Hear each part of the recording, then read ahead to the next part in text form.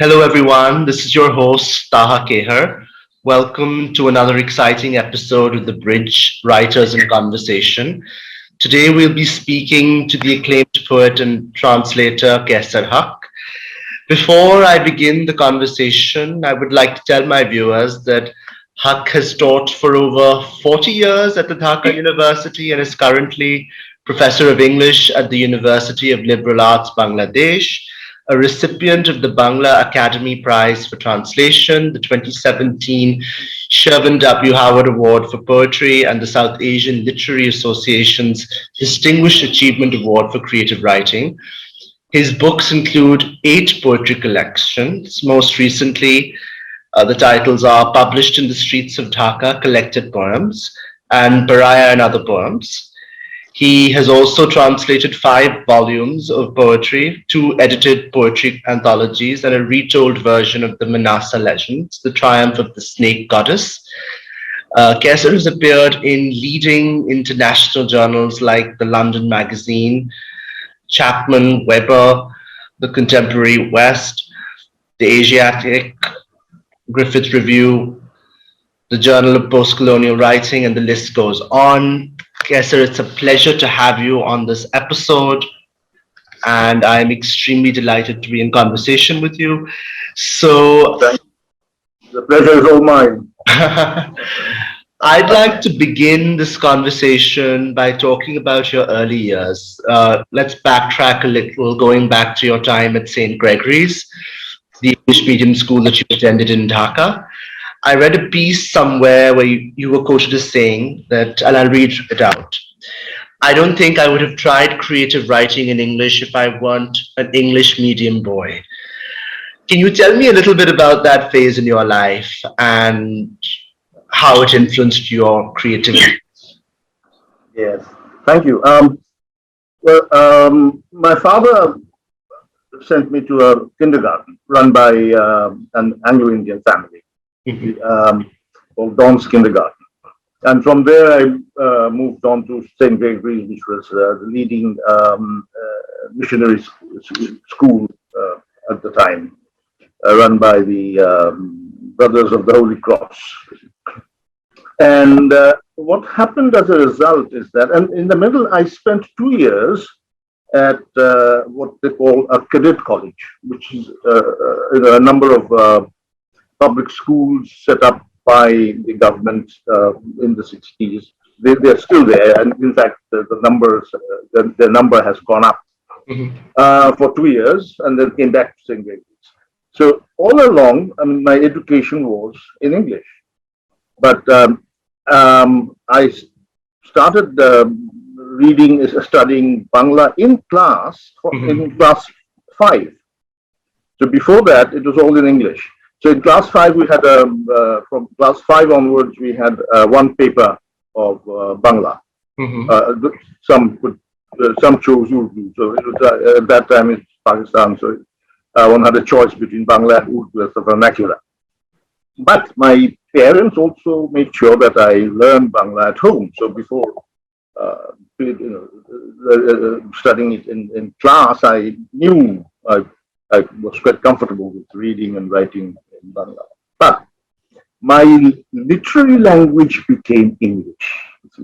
So when I started, expressing myself creatively, I found that I was more comfortable in English.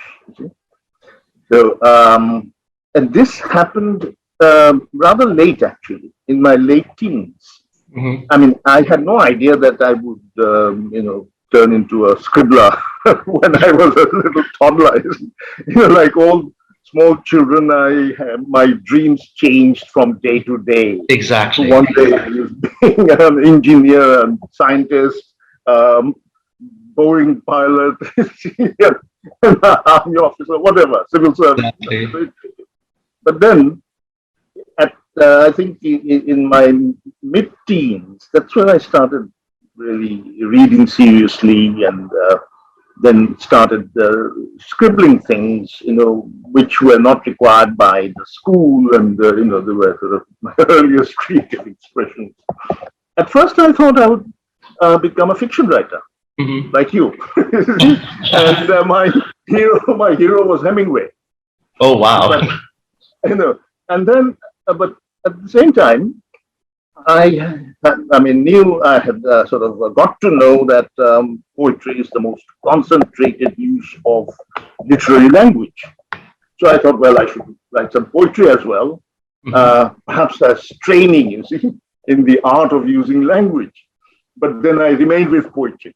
However, I am also very much interested in non-fictional prose. So I haven't become a fiction writer, but I value writing prose a lot. So it's the two in tandem, sort of writing poetry, writing non-fictional prose, and translating, which is a way of bridging. I like the name of this site and the publications Exactly. associated, the bridge. So when I can't write anything of my own, it's an excellent exercise to take a poem or a piece that I enjoy reading in Bangla and trying to transform it into an English literary text. You see, that exercise is, I think, done. It's fascinating that you mentioned your literary language is English, because I read somewhere that, I mean, I'm going to quote again, I did read some Bengali as a teenager, but it fed into my writing in English. They were kindred spirits. The language didn't matter. This is something you have been quoted as saying.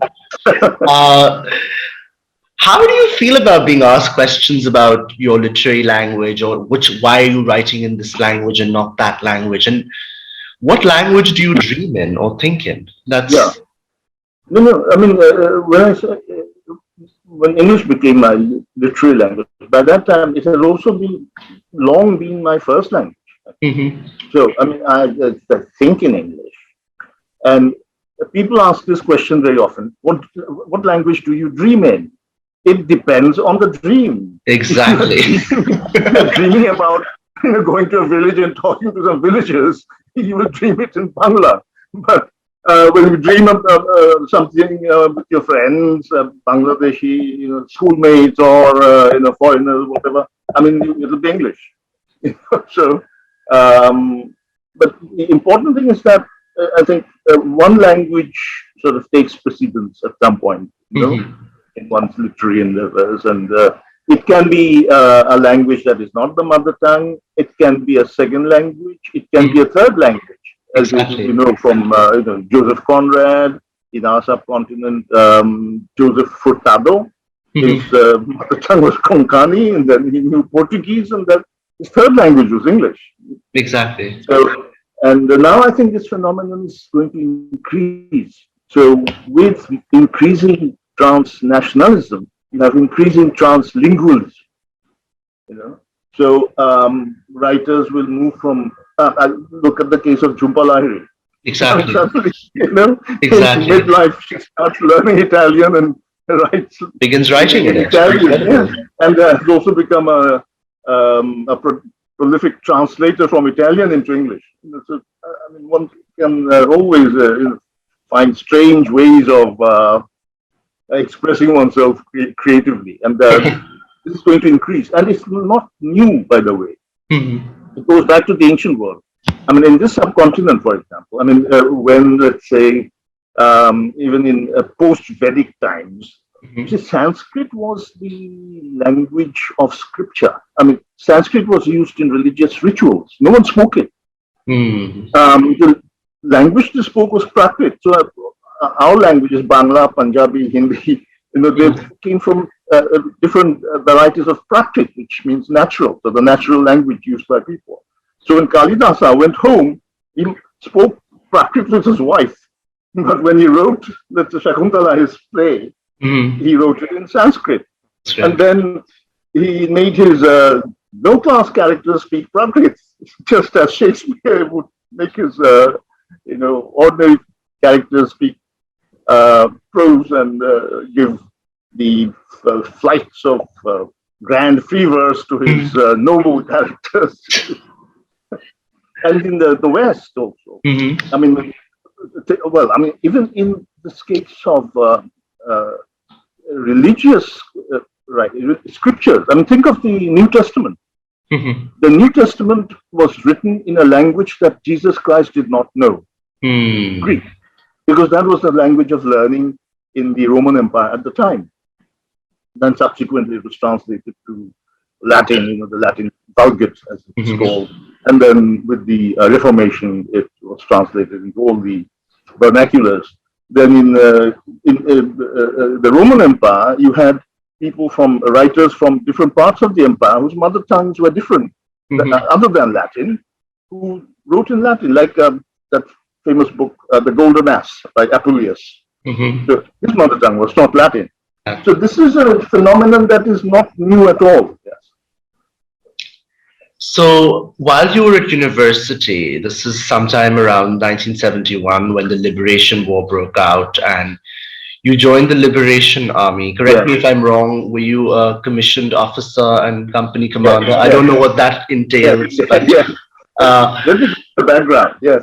I yeah. mean, I went up to university in 1969. Uh-huh. And by that time, you see, before that, did you go through the Pakistani school system? You have these streams, humanities, science, business, commerce.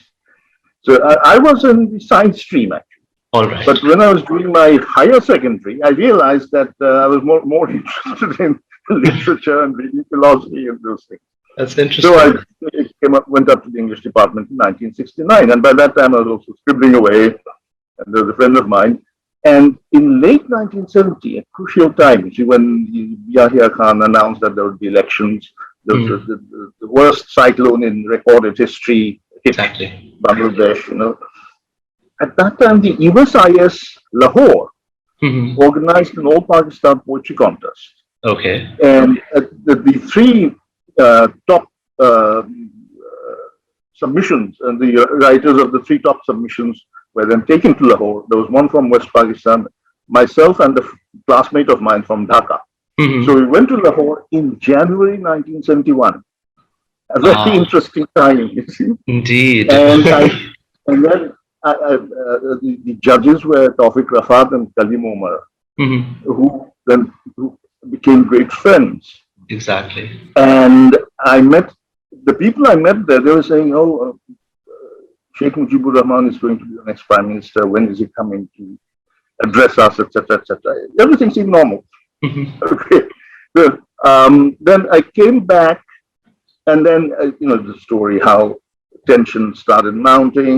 The negotiations went dragged on and failed, and then the army also sort of prepared for a crackdown. All this is sort of recorded, and Mhm. then the crackdown took place. The crackdown actually uh,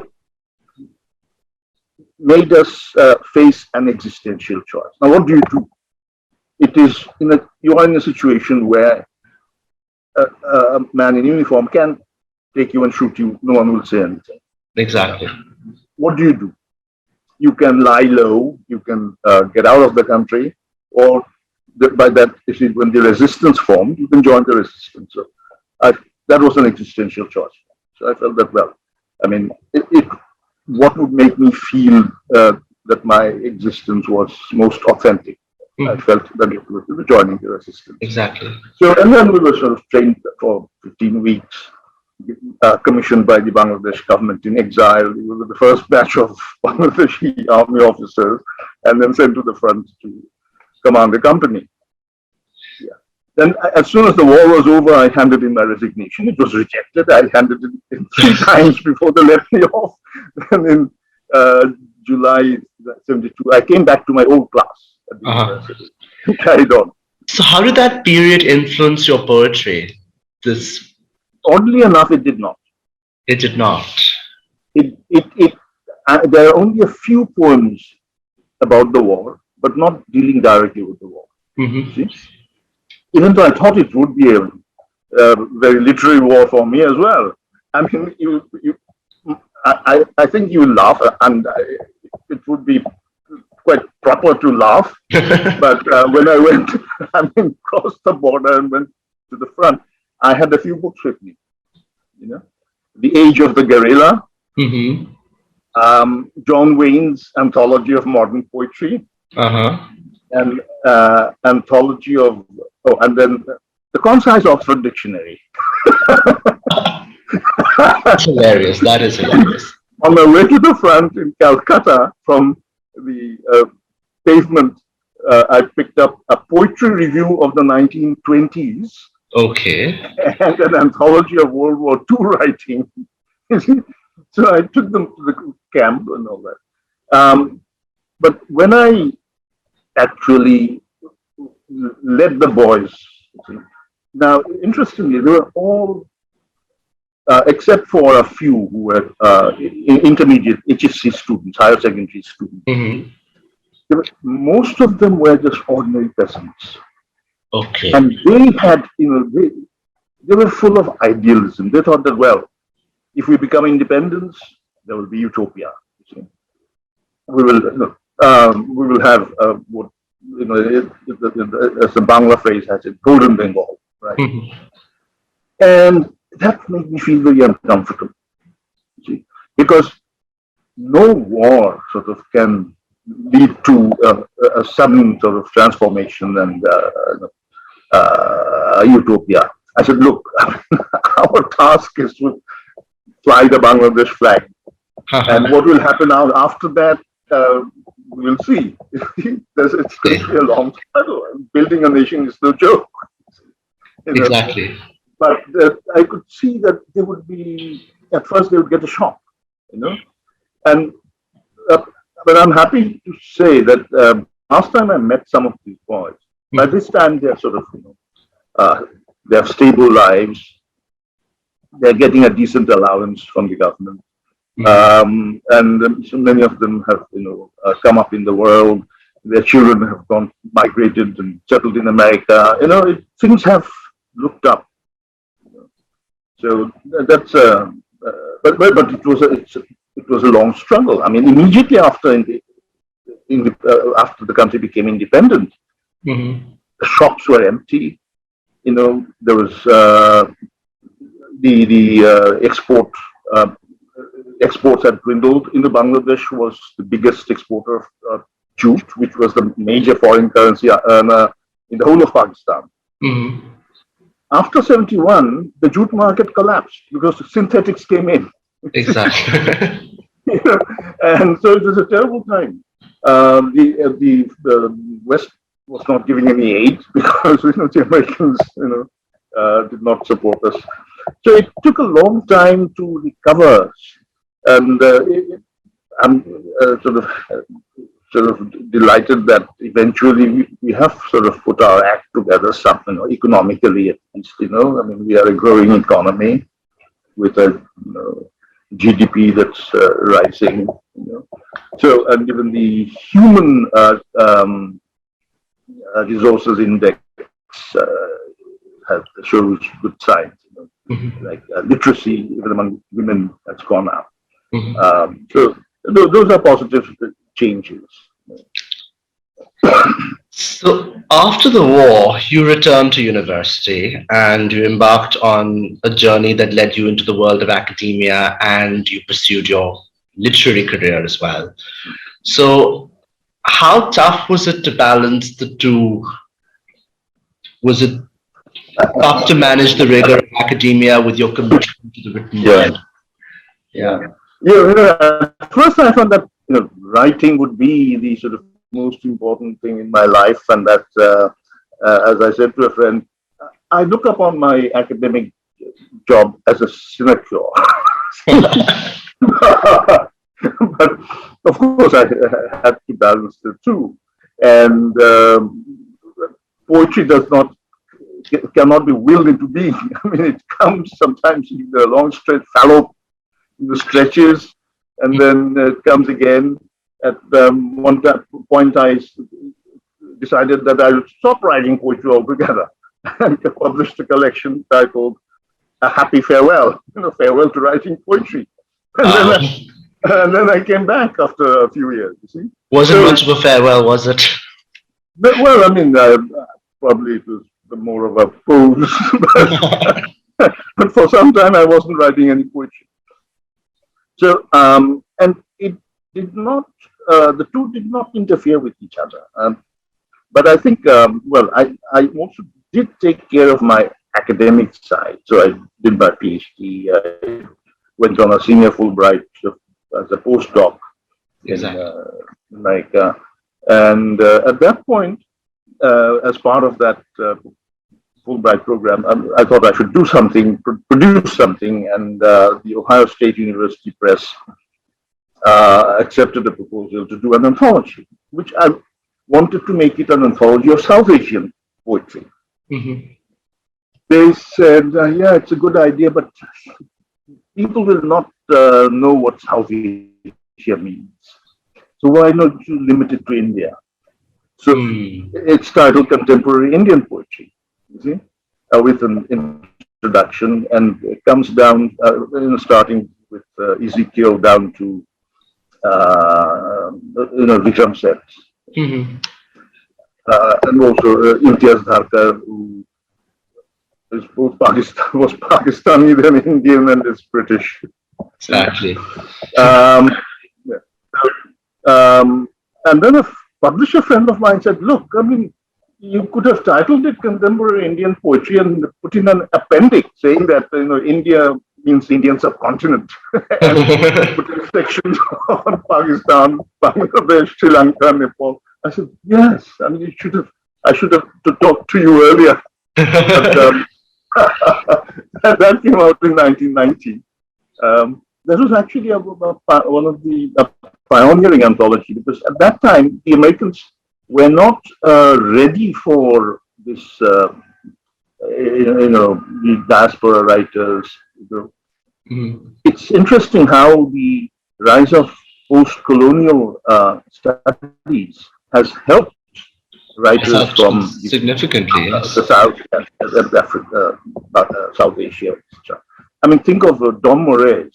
Mm-hmm. He won a prestigious prize. He was lauded by everyone, and then there was no niche into which he would fit in. Mm-hmm. So he left. Zulfikar Ghosh again. Yeah. I mean, there was no niche for him in Britain. Mm-hmm. Then he moved to America, became an academic, and actually gave up poetry for fiction. You see? So, exactly. But then with the rise of post-colonial studies and post-colonial theory, now there is a sort of a big sort of space that we can fill in, and it is expanding. And I think the latest development in this regard is the concept of world literature. At the moment, there are about 20 universities which offer undergrad programs in world literature. Really? Which is extraordinary. At first I laughed when I saw this. I said, how can you have a BA in world literature? What are you going to study? Everything. How can you study world literature in a 4-year degree course? Exactly. And then look, what it means is that you are throwing the field open. Mm-hmm. You see? So there are no national boundaries here. Mm-hmm. You can mix and match. You can, let's say, study South Asian writing in English alongside Caribbean writing in English, mm-hmm. and contemporary European writing. You see, I mean, so it gives you greater freedom to, structure your degree, as it were. So there's no sort of a fixed syllabus. There can't be a fixed syllabus for a world literature degree. Undoubtedly, program. I think it's all inclusive, which is what makes it meaningful. Yes. So you published quite a few poetry collections across the world, I believe in France and the UK and Bangladesh, of course. Did you ever feel there was any apathy towards writing in English in Bangladesh? And if yes, has that changed over time? I mean, this is the question you asked a bit earlier, which I didn't address at the moment. Yes. I mean, I think it's the same in Pakistan. Or even in India, but not to the same extent. Mm-hmm. Even in India, I think there are situations where people may say, "Aap kyun angrezi mein likhta?" Hindi mein kyun nahi, without Tamil, whatever. So in Bangladesh, we do have that. But, and you see, I mean, interestingly, when Bangladesh became independent, the English medium schools that I went to, they were scrapped. So they had to switch to Bengali medium. Okay. And so now our English medium schools followed the national curriculum. So we were studying exactly the same things that the Bengali medium schools are studying, but in English texts. Okay. And the English literature, English language components were more difficult, more advanced. After 71, this was stopped. As a result, a new kind of private school came in. Private schools which prepare the students for the IGCSE. Okay. Okay, the O levels and A levels. And in some cases, the IB also, the International Baccalaureate. Okay. So, paradoxically now, with this increased nationalism in education, what has happened is that there are more students who are becoming more westernized and have less of a connection with their native culture.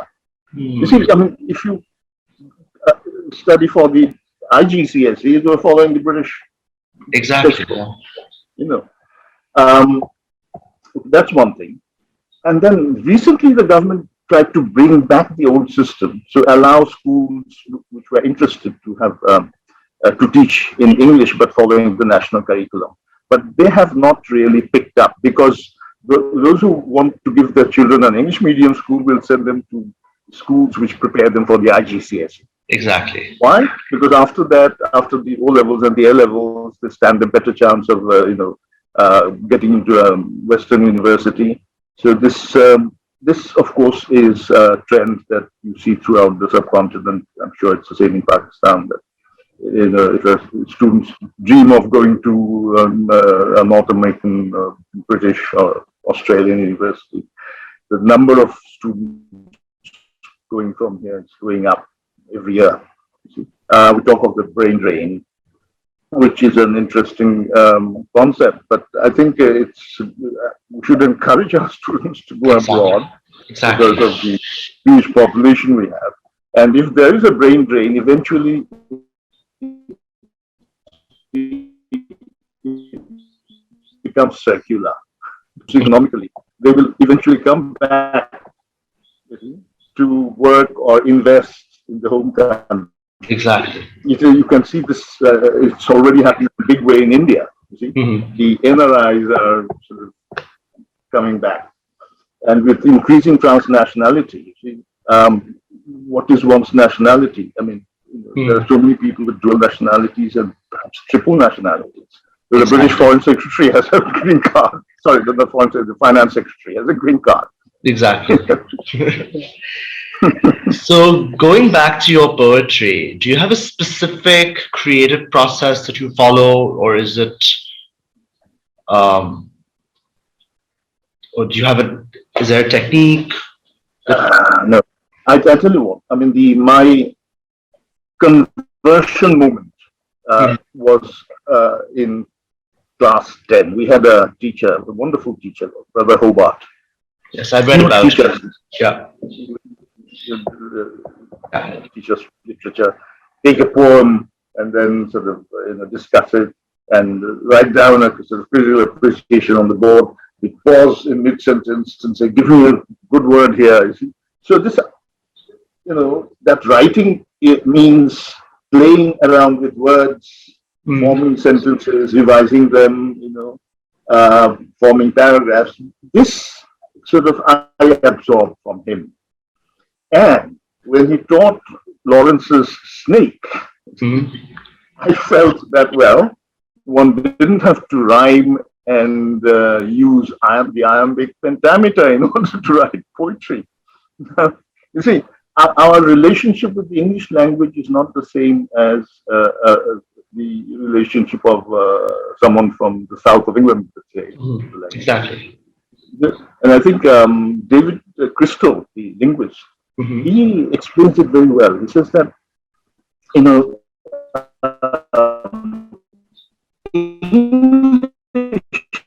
English and our languages are syllable timed. Even French is, you know, and so our sort of speech rhythms go in a da da da da da da da. And whereas you know, English has this, you know, the up and down thing. You know, the intonation is different. Exactly. And you know, some of the contemporary popular poetic forms like hip hop and rap, they are syllable time. See? And I reviewed Amitav Ghosh's verse translation of a part of a folk epic from the Sundarbans called Jungle Nama. So he uses rhyme, but I show that actually it is not traditional English verse, because if you scan the lines, you know, they don't scan well. But if you read them out like rap, they work very well. Work very well. It's fascinating. So you've also been known very widely for your translations. So how did this foray into the world of translation begin for you? Yeah. Well, I mean, again, I mean, the point that you made about language not mattering. So I had friends among Bengali poets. You know? Some of the major, at least two of the major poets, they're both dead. They're very good friends. And I sort of thought of, you know, I mean, I could relate to the sensibilities of modern poetry. I mean, when modernism came to the subcontinent and became naturalized, and it has, irrespective of the language, you know, it's the same sensibility in different forms. So I thought, well, I mean, how will it sound in English? And then got into the business of, you know, working out ways of trying to capture the nuances and all that. Then the rhythm, the prosody of Bengali is different from English. So how to make it work in English? Basically, I write free verse, but very, controlled free verse. It's not lax. So I think I try to create rhythms which are organically related to the content work. That's one thing. And another thing which I think perhaps because I write in English, it is easier for me to exploit that. I don't know how much it would have been possible in Bangla. I think the comic element is very pronounced in my book. Okay. And I love comedy. I love parody. I have a few parodies also. You know? So I enjoy that kind of, you know, sort of playing with language to generate comedy. It's incredible. Gee. So now I'm going to talk a little bit about the platform that has brought you and I together today, The Bridge. As many of our viewers will know, it's a platform it's an absolute platform striving to facilitate both amateur writers and published writers. And they have a website called thebridgethenation.com, which provides an excellent opportunity for creative writers to find their voices, to engage in all kinds of challenges. I want to ask you, what purpose do platforms like The Bridge serve in connecting writers all over the world? Why is it meaningful? Well, I'm grateful for this invitation because it introduced me to The Bridge. I didn't know about it. I mean, I'm not a great social media person, or I use the internet to sort of look at things that interest me. And I got to know about the bridge after the invitation, see? And I felt that, well, I mean, it serves a real need. Yeah. The name, of course, is very significant. And by connecting writers of all ages, you see, it is a very liberal platform. Exactly. And even though it says the policy is to include writers from wherever, I think there is a sort of post-colonial emphasis, let's say. There is. And this is also very important. I have long felt that, in South Asia, tragically, not only did we have a partition, but there has also been a kind of partitioning of the mind. See? Very well put, yeah. So what happens is, you have a critical industry which churns out studies on Indian writing in English. But you don't have studies where, if you, let's say, Nissim Ezekiel and Tawfiq Rafat and Zulfikar Ghosh are sort of studied together. So, I mean, Nepali writing, Pakistani writing, Bangladeshi writing, Indian writing, Sri Lankan writing, but we belong, I mean, there is a civilizational unity. I mean, we could have split up into a half a dozen countries also. I mean, it's conceivable, but it would still be the same civilization. Exactly. So it's important to create a critical framework which will encompass all of us. Exactly. And then if you extend the concept, you include the other post-colonial countries, and then go beyond to cover the whole world, because with globalization, again, it's become important to have a global view of things. So I think that I wish this venture continued success, and it's an excellent beginning, and the fact that the bridge is bringing writers together to chat and exchange ideas, to publish things online, and I think eventually it can turn into a very vibrant sort of publishing forum. Indeed. E-books, and I think the internet is going to play an increasing role in literature, and I mean, I don't think it will be exclusively the internet. Let's say, I mean, you have the e-magazines, you have e-books, and you also have hard print books at the same time. I mean, nowadays it's very, with the print on order technology, if someone wants a hard copy, all they have to do is press a button and pay the price, and the book can be delivered. Exactly.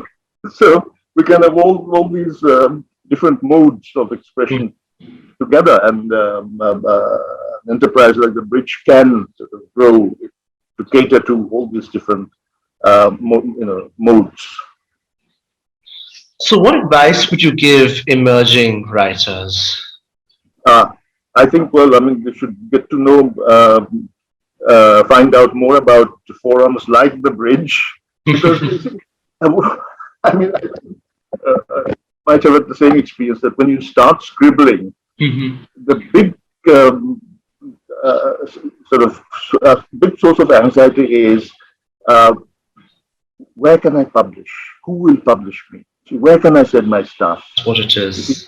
And the Bridge also has this collaborative program, which is excellent. So a small piece of advice given at the right time can help a writer tremendously. Exactly. Yeah. I think for young writers, it's important to just, number one, keep reading and writing and Undoubtedly. using all the available forums like the Bridge, and I hope there are others. I haven't seen anything else like this, actually. It's a remarkable initiative, very different. Yes. My final question to you is, what are you working on these days? Is there anything you would like to share? Yeah. When I did this folk epic, the Triumph of the Snake Goddess, it's a body of folk legends, and there are dozens of versions. So I worked with eight versions to produce a composite prose version. And getting into that made me realize that the pre-colonial literature of the subcontinent is very rich, varied, and very interesting. And the modern Indian South Asian languages that we have, the ones that we use, these took shape after the introduction of Western education. Now, in the case of Bengali, for example, there was no Bengali prose literature before before English education came there. So all the pre-colonial writing was in verse. So all these stories, they were sort of verse narratives, and they were performed. And even now, I mean, I went to the village, and there was this performance of the Snake Goddess legends by theatre troupes. And it's very interesting that all the communities participate. And interestingly, I mean, these folk legends, about the Snake Goddess, they were sort of, looked down upon by the orthodox of both the Hindu and Muslim community. You see? So the orthodox Muslims would say, I mean, what is this, And the orthodox, the Brahmins would say, well, the Snake Goddess is a low caste, which is a low class goddess, Why are you, engaging with her? But the stories are popular, So, I mean, as sheer stories, they're wonderful. I mean, one doesn't need any faith to enjoy the stories, So I felt that, well, and there are others.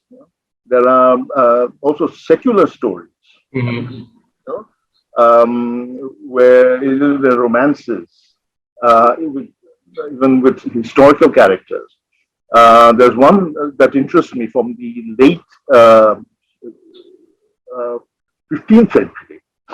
It's a Sufi text. It's the translation of the title would be the Genealogy of Prophets. So it actually sums up in verse of all you have in the Quran and the Old Testament in its own way. And interestingly, the Krishna, Hari, who comes as an avatar, he is also treated as a prophet. Really? It's interesting. You see, and you can see that there's a theological logic behind this, because in Islam, we are told that God sent messengers to every people in the world. Okay, so who could those messengers be in Hindu India? Exactly. Who else? Obviously, the avatars. Exactly. So he has a chapter on the avatars of Vishnu. So it's, I want to do that also, in sort of to retell that in prose in a way which is accessible to the modern reader. So this is something that has not been. I have done it with the Snake Goddess, and I want to do more, because this entire body of literature, and there are similar sort of works in every South Asian language, I'm sure, from the Khyber to Kanyakumari, and sort of right all the way to the northeast. Exactly. You see, so these are now outside the purview of world literature, but they should be brought into the within the purview of world literature, because they are still part of living traditions. If you go to any village in this subcontinent, you'll find people, singing tales, narrating tales in a musical form. And they have roots that go back centuries and centuries. So that's something that interests me. At the same time, there's also quite a bit of academic work going on. I'm co-editing the Routledge Handbook of Bangladeshi Literary Culture. That's interesting. One. And another one is projected 6-volume social history of South Asian literature. Fascinating. This is from Bloomsbury, UK. Okay. So there'll be 6 volumes: ancient, early modern, then 18th century, the age of empire, and then the modern age. And in each volume, there will be 9 chapters covering different aspects. It's fascinating. I look forward to reading all of that. It's a your work, and I just want to thank you, Kaiser Saab, for taking out the time to speak to our viewers. I would like to also draw the attention of our listeners to the Bridge platform, and there are fascinating competitions on this website. There is a print volume, there is a digital volume. There's just a lot that a young writer would want, and I don't think any of us had those platforms. I certainly didn't. I don't know if you did. We didn't. Tell me. We lived in a primitive time. Primitive times. But it was a pleasure speaking to you today, and thank you so much for taking out the time. And thank you very much, Taha, and it's been absolutely delightful. And I'd also like to thank the founder of this platform, Aisha. She's incredible. Do pass on my regards to her. Definitely. And I wish you all good luck. Thank you so much. Good luck to you with your own writing. And likewise to you. Thank you very much.